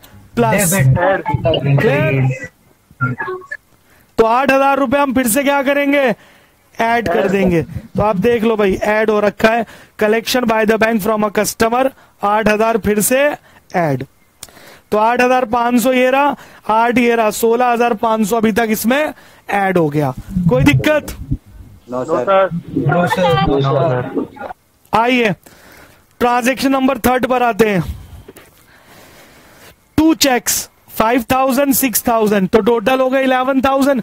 जब भी 2 3 4 5 ऐसे दे रखो, सबसे पहला काम सबका टोटल कर दो भाई। 2 चेक थे 5 और 6 11 के, वह deposit into the bank, deposit into the bank. हमने चेक बैंक में जमा कराए, कैश बुक पे क्या इफेक्ट हुआ जल्दी बताओ? Increase in cash cash book increase हो गई, कैश बुक इंक्रीज हो गई। क्लियर है? 30 तारीख को हमने चेक जमा करा दिए थे, had been credited in the bank statement 4 January, और बैंक को पैसा मिला 4 जनवरी को, क्योंकि भैया प्रोसेसिंग में 3-4 दिन लगते हैं। बैंक को पैसा मिला 4 जनवरी को, तो बैंक ने मेरी पासबुक कब बढ़ाई है? 4 जनवरी को। और मैं तो BRS 31 दिसंबर तक बना रहा हूं ना, तो 31 दिसंबर तक क्या स्थिति है कि मेरी कैश बुक तो बढ़ गई 11,000 से, क्योंकि मैंने बढ़ा दी, पासबुक नहीं बढ़ी, वो वहीं की वहीं है। क्लियर है? 31 दिसंबर को। अब बताओ what is wrong? Cash book. Cash book क्या करूं? इसे नीचे ले आओ पासबुक के बराबर करने के लिए, और नीचे लाना मतलब माइनस करना, भूलना नहीं बिल्कुल भी। Yes sir. तो 5 और 6 11,000 रुपए हम माइनस में करेंगे। तो I will show you. Check deposited but not, 11,000 ये हो गया माइनस में। अरे बोलो क्लियर? आइए transaction number 4 and the last. The bank had debited 30 as incidental charges on 30 December but not enter in the cash book. सावधान, bank ने debit करा है। हाँ जी, किसे डेबिट करा है बैंक ने? पासबुक पासबुक को। और जल्दी बताओ, अगर पासबुक डेबिट होगी तो इसका मतलब डिक्रीज इन डिक्रीज हो गई। तो बैंक ने पासबुक को डिक्रीज कर दिया 30 रुपए से, कि उसने अपने चार्जेस लिए। क्लियर है? तो भैया मैंने तो कैश बुक में कुछ भी नहीं करा, तो सिचुएशन क्या है? पासबुक कम हो गई, कैश बुक वहीं की वहीं है। What is wrong? तो बस उसे पासबुक के इक्वल करना है। याद रखना, जो गलत है बस उसी में ऐड लेस करते जाओ, तो उसे लेस कर दो ताकि वो पासबुक के इक्वल आ जाए। तो 30 रुपीज यहां से लेस कर देंगे। तो जब आपने 75,000 में 16,500 जोड़े तो 51,500 रुपए टोटल आ गया। उसमें से 11 और 30, 11,030 माइनस कर दिए, तो बैलेंस कितना बचा? 80,470 रुपए। 70 रुपए। तो आपने शुरुआत करा था bank balance as per cash book, तो आंसर आ जाएगा बैलेंस एज पर पासबुक। चलिए गाइस, आई होप ये पॉइंट बिल्कुल क्लियर हो गया होगा। तो गाइस इस एक क्वेश्चन से मैंने आपको पूरा प्रोसीजर समझा दिया। जल्दी बोलिए, कोई दिक्कत वाली बात? No sir. Come on everybody. No sir. आइए अब एक लास्ट टॉपिक मैं आपको और बता दूं, उसके बाद ये चैप्टर पूरा हो जाएगा। और गाइस उस टॉपिक को हम बोलते हैं adjusted cash book. Adjusted cash book. Sir इस मेथड में क्या होता है, हम डायरेक्ट BRS नहीं बनाते। सबसे पहले हम अपनी कैश बुक को करेक्ट करते हैं। जो गलतियां हमने करी हैं, जो मिस्टेक्स, जो हम चीजें भूल गए, उन्हें वापस कैश बुक में सही करते हैं। तो जो कैश बुक को सही करना है उसे बोलते हैं एडजस्टेड कैश बुक। क्या बोलते हैं? तो हम सबसे पहले अपनी कैश बुक को एडजस्ट करते हैं, करेक्ट करते हैं, और उस एडजस्टेड कैश बुक का जो बैलेंस निकलता है ना, उस बैलेंस को लेकर हम BRS बनाते हैं। क्या मेरी बात समझ में आ गई? तो इस मेथड में हम सबसे पहले क्या काम करते हैं गाइस? हम अपनी कैश बुक को एडजस्ट करते हैं। कैश बुक को करेक्ट करते हैं। एडजस्ट करना मतलब करेक्ट करना। और उसके बाद जो कैश बुक का बैलेंस निकालते हैं ना, उस बैलेंस को लेकर बीआरएस बनाते हैं। क्लियर? अब मेरी बात सुनो ध्यान से। सर कैश बुक कैसे एडजस्ट होगी? ध्यान से सुनना भाई। जो भी उसने डिफरेंसेस दे रखे हैं उनको सब के सब डिफरेंस को आप कहां ले जाना? कैश बुक में ले जाना। जो भी डिफरेंस बोला है ना उसने कि भैया कैश बुक और पासबुक का बैलेंस मैच नहीं हो रहा, ये उसके कारण है। तो जितने भी कारण दे रखे हैं ना, उन सब को आप कहां ले जाओगे? कैश बुक में, 3 को छोड़कर। आई रिपीट, सर जितने भी कारण दे रखे हो ना, उन सब को कैश बुक में ले जाना, 3 को छोड़कर। क्लियर है? सर वो कौन कौन से हैं? पहला, check issued but not presented for payment. हमने चेक इशू करा पर वो पेमेंट के लिए प्रेजेंट नहीं हुआ। पहला कारण, ये कभी भी एडजस्टेड कैश बुक में नहीं आएगा। क्यों नहीं आएगा सर? क्योंकि हम एडजस्टेड कैश बुक में वही एंट्रीज लेकर जाते हैं जिनमें हमारी गलती हो। भाई हमने तो चेक इश्यू कर दिया, अब वो सप्लायर बैंक में पैसे लेने नहीं गया तो इसके लिए हम जिम्मेदार थोड़ी है। सो देयरफॉर, तो एडजस्टेड कैश बुक बनाते समय अब सारी ट्रांजैक्शन कैश बुक में ले जाएंगे 3 को छोड़कर, जिनमें पहली क्या है? Cheque issued but not presented for payment. ये ट्रांजैक्शन कभी भी एडजस्टेड कैश बुक में नहीं जाएगी। बोलो क्लियर? दूसरा, Yes, sir. Yes sir. Cheque deposited into the bank but not yet cleared। हाँ जी, cheque deposited into the bank but not yet cleared। हमने चेक बैंक में जमा करा दिया लेकिन अभी तक वो क्लियर नहीं हुआ, मतलब अभी तक उसको बैंक को पेमेंट नहीं मिली, तो सर वो हमारी गलती नहीं है। क्लियर? वो जो प्रोसेसिंग टाइम लगता है वो बैंकों के बीच में जाने, मैंने तो सही प्रोसीजर फॉलो करा, मुझे चेक मिला, मैंने बैंक में जमा करा दिया। क्लियर? इसलिए ये ट्रांजैक्शन भी कभी भी एडजस्टेड कैश बुक में नहीं जाएगी। हाँ जी बोलो, क्लियर है? तीसरा and last, yes sir. Errors committed by bank. अगर बैंक के द्वारा कुछ गलतियां हुई हैं, क्लियर, तो वो बैंक सही करेगा ना, मैं अपनी कैश बुक में थोड़ी सही करूंगा। तो अगर कोई एरर्स बैंक ने करे पासबुक बनाते समय तो वो भी कैश बुक में नहीं जाएगा। तो आप इन 3 को छोड़कर सारी एंट्रीज कैश बुक में करेंगे। क्लियर? वहां से कैश बुक का जो बैलेंस निकलेगा उसी को बोलेंगे एडजस्टेड बैलेंस, और उसको लेकर बीआरएस बनेगी। अब सर जब हम सारे डिफरेंस कैश बुक में ले गए सिवाय इन 3 को छोड़कर, तो बीआरएस सिर्फ इन 3 डिफरेंसेस को लेकर बनेगी। बोलो क्लियर है? तो गाइस इस मेथड को हम बोलते हैं एडजस्टेड कैश बुक मेथड। बोलो clear? Come on. Yes sir. Yes sir. बस ये याद रखना, ये अलग से भी पूछा जा सकता है कि इनमें से कौन सी ट्रांजैक्शन ऐसी है जो एडजस्टेड कैश बुक में नहीं जाती। क्लियर? तो गाइस ये 3 आपको याद रखनी है, cheque issued but not presented for payment, check deposited into the bank but not yet cleared, और एरर्स कमिटेड बाय बैंक, या बैंक के द्वारा होने वाली गलतियां। ठीक है जी? Yes sir. आइए एक क्वेश्चन से इसको सीख लेते हैं ताकि आपको एग्जाम में आसानी रहे। यह आ गया सर हमारा अमेंडेड कैश बुक, इसी को एडजस्टेड कैश बुक भी बोलते हैं। अमेंड करना, एडजस्ट करना, सबका मतलब सेम होता है। देखिए अब ये क्वेश्चन दे रखा है उसने, क्वेश्चन 5, इलस्ट्रेशन 5। वो कह रहा है जी the bank balance, the bank column of the cash book showed an overdraft of 5000। अब overdraft as per cash book है तो आपने कैश बुक बनाई है, जब बैलेंस होता है तो आप कैश बुक की डेबिट में लिखते हो टू बैलेंस बीडी। क्लियर। अब क्योंकि ओवरड्राफ्ट है तो कैश बुक में कहा आएगा, क्रेडिट साइड पर, बाय बैलेंस बीडी। ठीक है जी। तो देखो ये रहा by balance B D 5000 overdraft, where as per bank statement overdraft है 4200 का।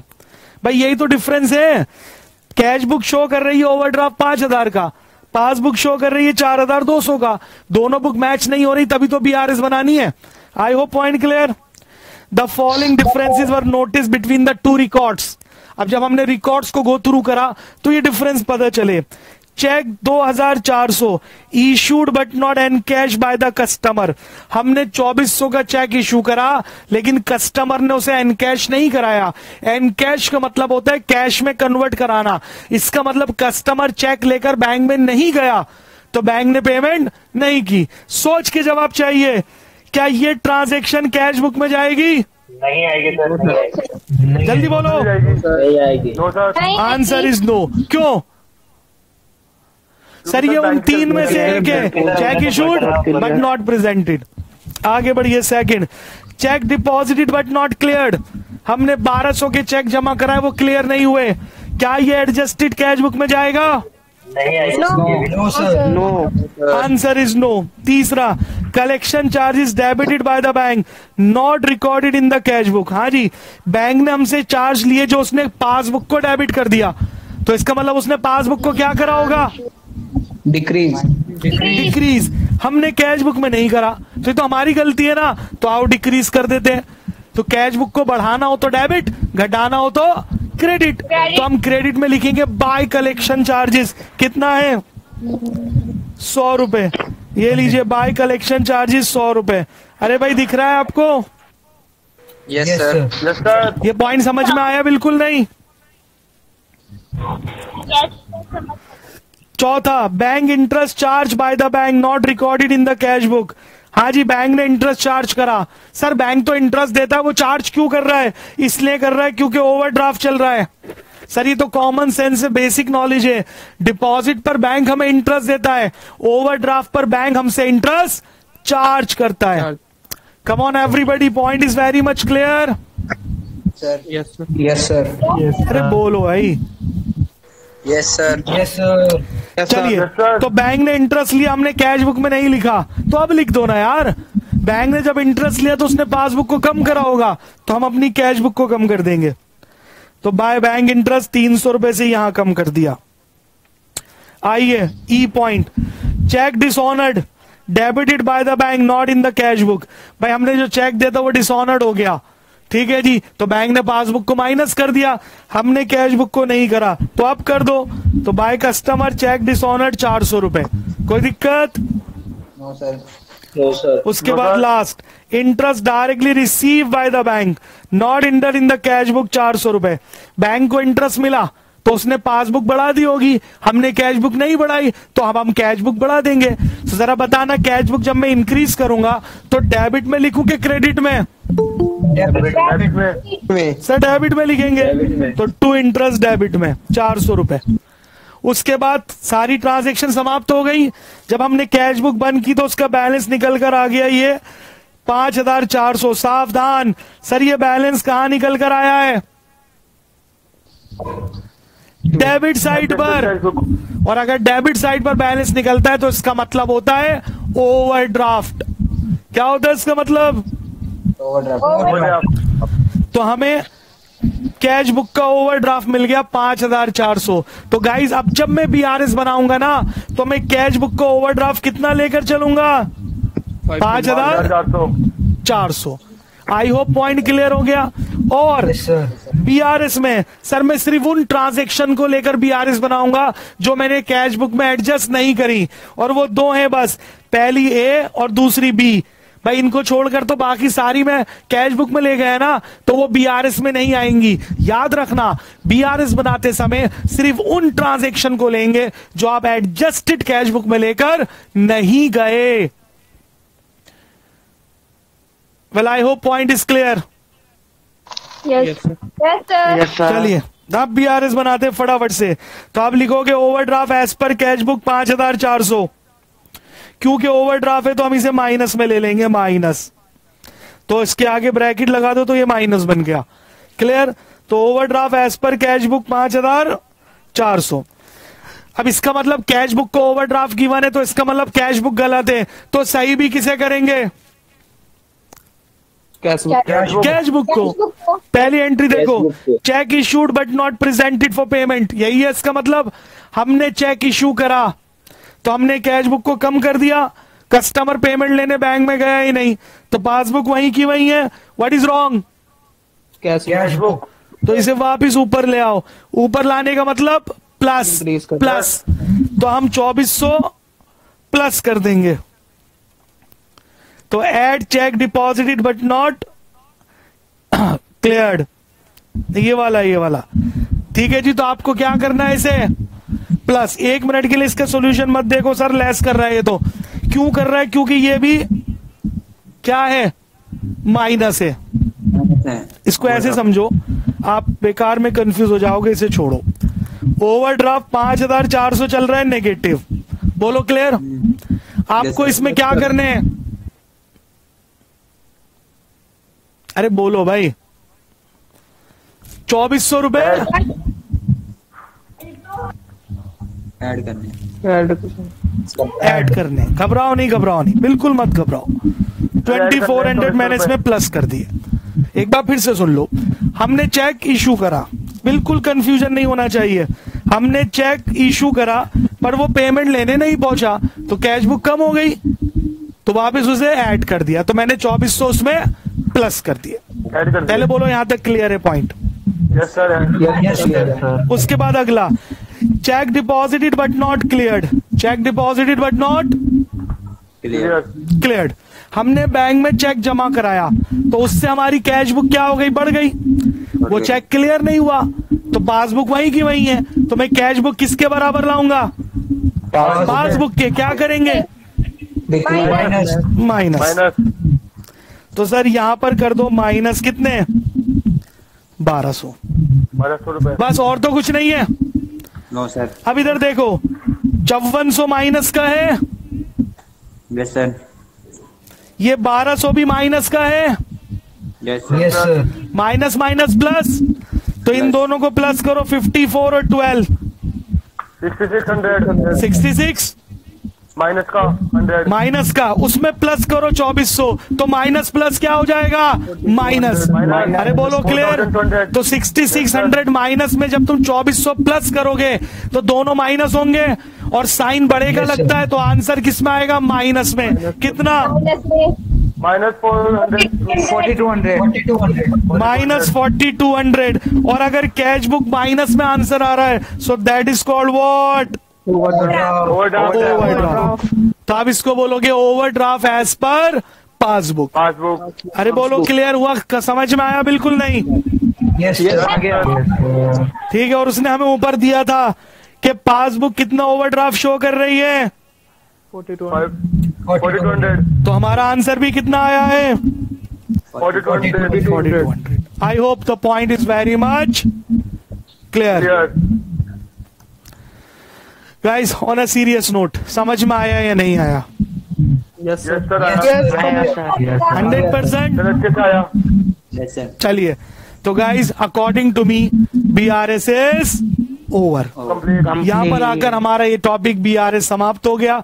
पूरी आशा है कि आपको समझ में आ गया होगा। चलिए गाइस, अब जल्दी से एक टेस्ट ले लेते हैं फटाफट से, टाइम थोड़ा कम रह गया। तो are you ready for the test guys? Okay, so here is the test, get ready. चलिए, मुझे बताइए क्वेश्चन प्रॉपर दिखाई दे रहा है? Yes sir. Yes sir. Okay, question number 1 in on your screen.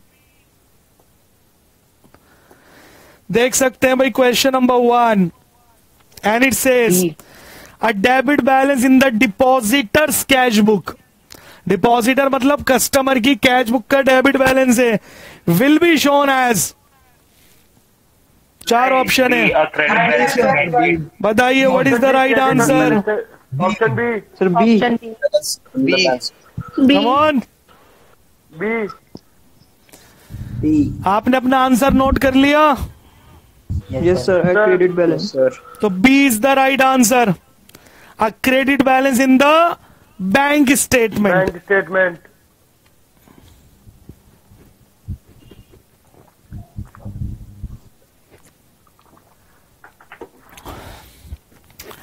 तो फर्स्ट का आंसर होगा बी.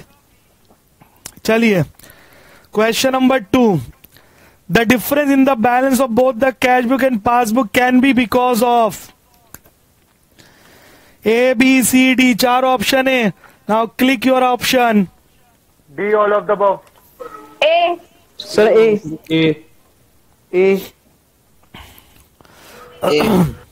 Option A. ये कैसे होगा भाई? सबने अपना आंसर अपना ऑप्शन लिख लिया. Yes. चलिए guys, A is the right answer.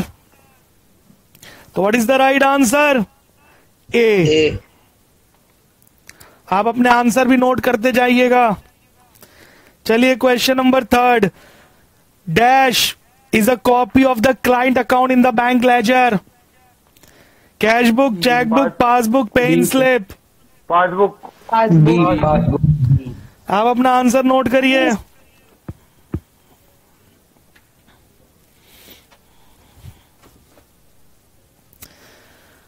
हाँ जी, B is the right answer. Come on everybody, what is going to be the right answer?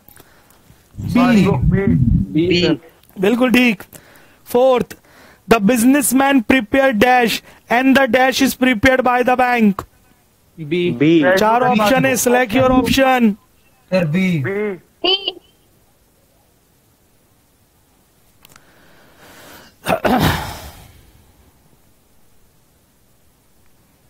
Okay, 4th का आंसर होगा guys B is the right answer for question number 4th. आइए question number 5 पे आते हैं. Favourable balance as per cash book means which of the following? B. A B C D. Sir B. B. Come on. Sir B debit balance. B is the right answer. याद रखना, balance का मतलब होता है favourable. Overdraft को बोलते हैं unfavourable. तो अगर कैश बुक का डेबिट बैलेंस होगा तो वो फेवरेबल होगा. तो B is the right answer. 6, unfavourable balance as per cash book means which of the following? Credit balance in cash. Credit balance in passbook. A. Sir C bank overdraft. Option C. Bank overdraft. सोचकर C sir C. C. 6 का C is the right answer. भाई इसी को तो bank overdraft बोलते हैं. 7, favourable balance as per passbook means which of the following? Option A. Credit balance in passbook. A. A is the right answer. Very good. आइए question number 8. Unfavourable balance as per passbook means which of the following? Option bank overdraft. Bank overdraft. C is going to be the right answer.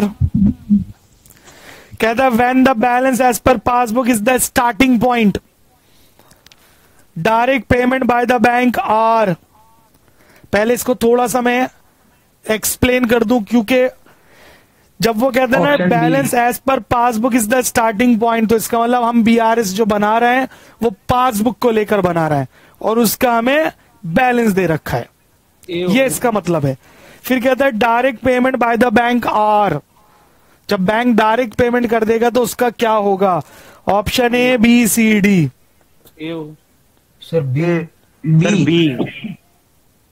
ये होगा ना भाई, add हो जाएगा. Add हो जाएगा. Payment करेंगे. A. ऐड होएगा. ऐड हो ऐड हो जाएगा. Sir A. हाँ जी, have you lock down your answer? Yes, sir. Sir. Yes, sir. Yes, sir. Okay, A is the right answer. समझाने की जरूरत तो नहीं है. No sir. चलिए guys, that great. Question 10. When the balance as per passbook is the starting point, uncollected checks are. एक बार. Question number 10.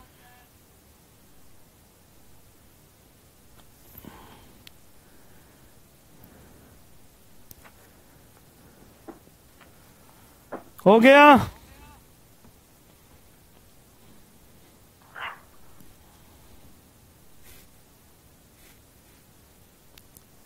Yes sir. B. हो गया भाई? Yes sir. Yes, sir. A is the right answer. Sir ये बात समझा दो। Yes sir. Sir 9th और 10th एक बार एक्सप्लेन कर दीजिए। चलिए पहले 10 से शुरू करते हैं। कहता है आप पासबुक का बैलेंस लेके चल रहे हो, इसका मतलब पासबुक गलत है। अनकलेक्टेड चेक किसे बोलते हैं? Check deposited but not cleared. आपने चेक जमा कराए पर वो क्लियर नहीं हुए, तो जब आपने चेक जमा कराए तो आपने कैश बुक बढ़ा दी, जब वो क्लियर नहीं हुआ तो पासबुक वहीं की वहीं है। What is wrong? पासबुक तो इसे वापस ऐड ऐड करेंगे। ऐड कर देंगे, इसलिए ऐड हो गया। अब समझ में आ गया? Yes, sir. Yes sir. Yes sir. ये वाला देखो 9th, when balance as per passbook is the starting point, direct payment by the bank. भाई बैंक ने सीधा पेमेंट कर दी हमारे। When balance as per passbook is the starting point, direct payment by the bank. ठीक है जी, तो बैंक ने पेमेंट कर दी, तो बैंक ने पासबुक क्या करी होगी? कम कर दें। कम कर दिया। कम कर दी होगी। कैश बुक तो वहीं की वहीं है। What is wrong? Passbook. Passbook क्या करूं? ऐड ऐड ऐड, इसलिए done. Yes sir. Yes, sir. Yes, sir. Yes sir. चलिए great. Question number 11, a bank reconciliation statement is a statement prepare to reconcile A B C D. Option C. C. Both A and B. Sir C. Both A and B. हाँ जी, Option B. D थोड़ा सा tricky question है ये। B, sir. B. B is the right answer, क्योंकि भैया cash balance तो cash column से निकलता है, जबकि बीआरएस बनाते समय हम कैश बुक का कौन सा कॉलम लेते हैं? Bank column. Bank bank column, इसलिए बैंक बैलेंस होगा। तो 11 का बी। आइए 12th, a bank reconciliation statement is prepared by creditor, debtor, bank या businessman. Businessman. Businessman. Sir, D. D. Come on D. D, sir. Sir, D is the right answer. भैया businessman यानी customer, वही तो बनाता है। Yes sir. Yes, sir. 13, which of the following are the causes of differences of balance between cash book and the passbook? A, B, C, D. D.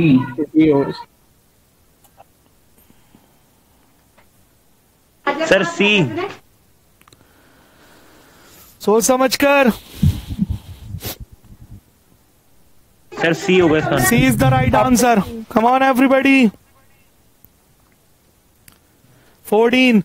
A bank reconciliation statement is a part of the cash book, part of the financial statement, part of the passbook, none of the above. B. B. Sir D. D. None of the above. D. D. D.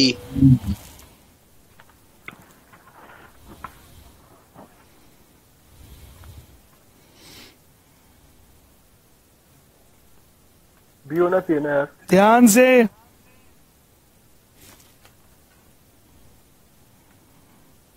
Sir B. Option B. B. हाँ जी, clear. None of the above. अरे BRS तो party नहीं है किसी का यार। Yes, sir. 15. A bank statement is a copy of a customer account in the bank column, cash column, none of the above. A. Bank column of cash book. A A. B. A A. ए, तो A is what? Passbook. The right answer. ठीक है guys, चलिए अब आप मुझे बताइए out of 15 आपने कितने आंसर सही दिए हैं? जो बचा हुआ क्वेश्चन है वो एज यूजुअल आपको मैसेज के थ्रू 13 व्हाट्सएप पर भेज दिया जाएगा, तो आप rest of the sum attempt कर सकते हैं। 13। कम ऑन, सब बच्चे लिखिए, चैट बॉक्स में लिखिए how much you score. Lakshya Sharma 14 out of 15, very good. Divansh only 10, not good. Abhishek 14, ठीक है, बढ़िया है। Anyone 15 out of 15? No one. Priyansh Agarwal 13। Okay guys, थोड़ा और कोशिश कीजिए ताकि आपका पेपर अच्छा हो जाए। और ये जो हम सम्स भेजेंगे आपके व्हाट्सएप ग्रुप पर, तो आप इन्हें हर एक क्वेश्चन को जरूर जरूर अटेम्प्ट करेंगे। So they are highly recommended questions for the exams. चलिए गाइस, तो आज के सेशन को हम यही खत्म करते हैं। हाँ प्रियांश, नेक्स्ट क्लास में स्टार्ट होगा रेक्टिफिकेशन ऑफ एरर्स। तो हमारा नेक्स्ट लाइव सेशन में we will be taking the chapter rectification of errors, very very important. चलिए गाइस, तो इस लाइव सेशन को आज के लिए यही समाप्त करते हैं। पूरी आशा है ये सेशन आपको पसंद आया होगा और आपके एग्जाम के लिए बहुत ज्यादा फ्रूटफुल रहेगा। ठीक है गाइस, थैंक यू सर। चलिए with these words we end of the session. Thank you so much. Clear है, मिलते हैं आपसे जल्दी नेक्स्ट सेशन में। Till then enjoy and keep studying and work hard. Siddhi, consignment भी जल्दी चालू होगा, बट नेक्स्ट सेशन में हम स्टार्ट करेंगे rectification of errors. Till then enjoy. Next session कब है? हाँ जी, नेक्स्ट सेशन कब है? नेक्स्ट सेशन आज जो कौन सा डे है? आज Thursday. The next session will be on Saturday. Tuesday, Thursday, Saturday हमारे सेशन कंटिन्यू रहेंगे टिल 31 ऑफ दिसंबर। ठीक है गाइस, ज्वाइन करते जाइए और इन सेशंस का फायदा उठाते जाइए। होपफुली आपके एग्जाम में बहुत ज्यादा फ्रूटफुल रहेगा। चलो गाइस, आज के सेशन को वाइंड अप करते हैं, जल्दी मिलेंगे आपसे। Till then goodbye, enjoy, keep studying.